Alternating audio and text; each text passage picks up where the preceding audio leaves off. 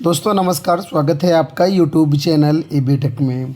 आज है 17 अक्टूबर 2024 और जान लेते हैं आज की महत्वपूर्ण खबरें जो आज के प्रमुख समाचार पत्रों पर छाई हुई हैं और आप लोगों के लिए बहुत ही इम्पोर्टेंट हैं।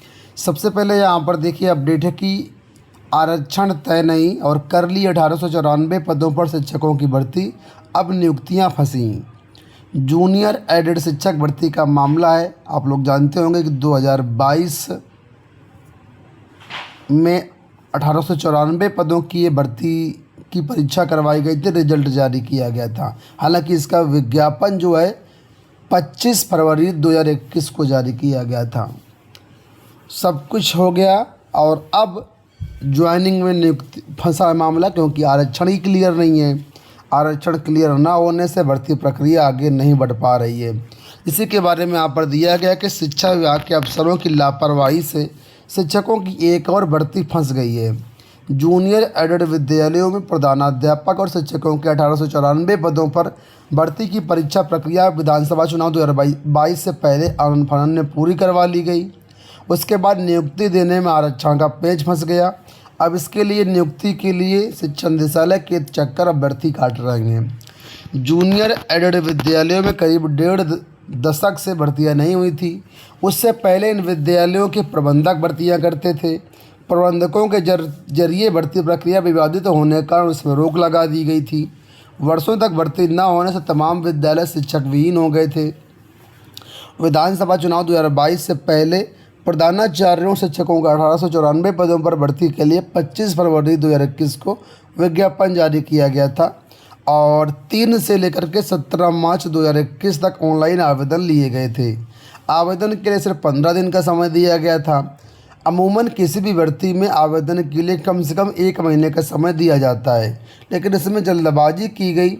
महीने भर बाद ही 18 अप्रैल 2021 को इसकी परीक्षा करवा ली गई, क्योंकि विधानसभा चुनाव थे। और उसके बाद रिजल्ट जारी किए गए। रिजल्ट गड़बड़ जारी हुआ, दोबारा से रिजल्ट जारी हुआ, मामला कोर्ट गया, कई सारे कोर्ट केस लगे थे, सब कुछ हो गया। अब जब नियुक्तियां देनी हैं तो यहाँ पर ये डिसाइड नहीं किया कर पा रहे हैं अधिकारी कि आखिर आरक्षण किस तरीके से लागू किया जाए। प्रदेश स्तर में आरक्षण लागू होना चाहिए कि जिला स्तर में लागू होना चाहिए कि विद्यालय स्तर में लागू होना चाहिए। कई सारे मामले आरक्षण को लेकर के और ये अब तक क्लियर नहीं हुआ। यही कारण है कि 43,610 अभ्यर्थी जो उत्तीर्ण है इस भर्ती परीक्षा में वो फंसे हुए हैं। और इसके लिए जूनियर एडेड के अभ्यर्थी लगातार धरना प्रदर्शन करते हुए नज़र आ रहे हैं। ठीक है, इसके लिए यहाँ पर देखिए अपडेट है कि ये सारे अभ्यर्थी जो है मेरिट सूची जारी करने को लेकर के, मेरिट बनाए जाने को लेकर के, आरक्षण की स्थितियाँ क्लियर करने को लेकर के धरने पर हैं। यहाँ देखिए अपडेट है कि किसानों और कर्मियों पर करम। दीपावली से पहले केंद्र सरकार ने दोनों वर्गों के लिए खजाना खोला। केंद्र सरकार ने बुधवार को किसानों और अपने कर्मचारियों को दिवाली का तोहफा दिया। सरकार ने रबी की 6 फसलों के लिए न्यूनतम समर्थन मूल्य यानी एमएसपी बढ़ाने का ऐलान कर दिया है। साथ ही सरकारी कर्मचारियों के लिए महंगाई भत्ते में 3% की वृद्धि की घोषणा भी कर दी है। इन घोषणाओं से करोड़ों किसानों और 1,14 करोड़ 1.14 करोड़ केंद्रीय कर्मचारियों को और पेंशनधारकों को लाभ मिलेगा। तो यहाँ पर आप इसकी डिटेल दे सकते हैं कि इसका समर्थन मूल्य कितना बढ़ा है। गेहूँ का मूल्य जो एमएसपी अब 2275 की जगह 2425 कर दिया गया है।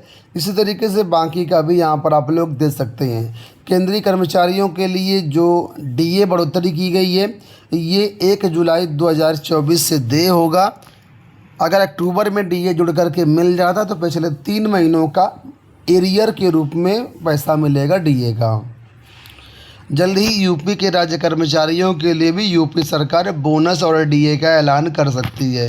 बोनस दीपावली में दिया जाता है और 50% डीए अभी तक मिलता था। अब उत्तर प्रदेश में भी 3% डीए बढ़ा करके 53% डीए का ऐलान जल्द ही किया जा सकता है।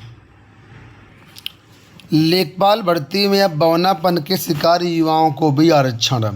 राजस्व परिषद लेखपाल भर्ती में दिव्यांग जन की 3 उपश्रेणियों को और शामिल करने जा रहा है। एक हाथ एक पैर से लाचार और बौनापन वाले अभ्यर्थियों को भर्तियों में आरक्षण दिया जाएगा।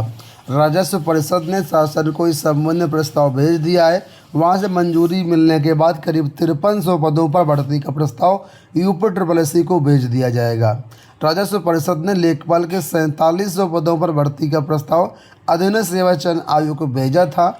इसमें दिव्यांगजन की 4 श्रेणियां ही शामिल की गई थीं। कम सुनाई देना, कुष्ठ उपचार वाले, तेजाब हमले से पीड़ित और एक से अधिक तरह से दिव्यांग होने पर आरक्षण का लाभ देने का जिक्र था। अन्य श्रेणियों की स्थिति स्पष्ट नहीं थी। अब इसको भी चिन्हित करते हुए प्रस्ताव भेज दिया गया है। यहाँ पर देखिए अपडेट है कि अग्निवीर जवानों को पेंशन वाली नौकरियाँ मिलेंगी। शाह गृह मंत्री ने हरियाणा में भाजपा की जीत का श्रेय मोदी सरकार की नीतियों को दिया। पंचकुला में बुधवार को पार्टी कार्यालय में केंद्रीय गृह मंत्री अमित शाह ने कहा कि भाजपा तीसरी बार हरियाणा में सरकार बनाने जा रही है।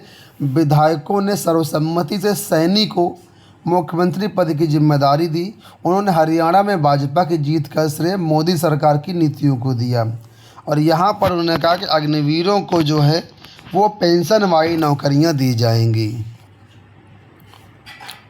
बहुप्रतीक्षित पीसीएस प्रारंभिक परीक्षा जो कि 26 और 27 अक्टूबर को प्रस्तावित थी, इसको फाइनली नोटिस जारी करके पोस्टपोन्ड कर दिया गया है। हमने आपको ऑलरेडी बताया था कि परीक्षा पोस्टपोन्ड होगी, दिसंबर में परीक्षा जाएगी।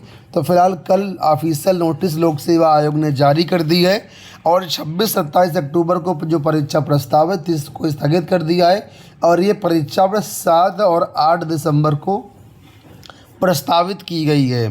लोक सेवा आयोग का कहना है कि जो नई गाइडलाइन परीक्षा केंद्रों से संबंधित हैं उसके अनुसार परीक्षा केंद्रों का निर्धारण कर लेने के बाद हम इस परीक्षा की ऑफिशियल डेट अनाउंस कर देंगे। लोक सेवा आयोग की कई भर्ती परीक्षाओं की तरह एक बार फिर से प्रवक्ता पॉलिटेक्निक की परीक्षा भी स्थगित कर दी गई है। 2021 के भर्ती परीक्षा 8 विषयों की परीक्षा 20 अक्टूबर को लखनऊ में प्रस्तावित थी, जिसको फिलहाल लोक सेवा आयोग ने स्थगित कर दिया है।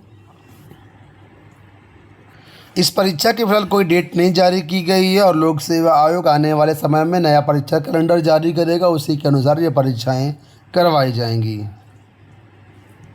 लेखपाल से जुड़ी हुई यहाँ पर एक अपडेट और है। लिखा है कि राजस्व परिषद ने लेखपाल के 8500 रिक्त पदों के लिए मंडलायुक्तों से मांगा भर्ती प्रस्ताव। 31 अक्टूबर तक ब्यौरा आयोग को भेजने की तैयारी है।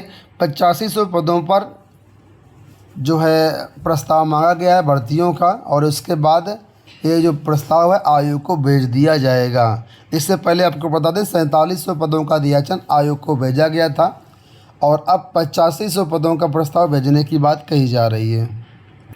अंत में यहाँ पर अपडेट कि शिक्षा मित्रों को मिल सकता है मानदेय, वृद्धि संघ मूल जिले में वापसी का उपहार। परिषदीय प्राथमिक स्कूलों में कार्यरत 1,48,000 शिक्षा मित्रों की मांगें पूरी करने के बारे में सरकार गंभीर है।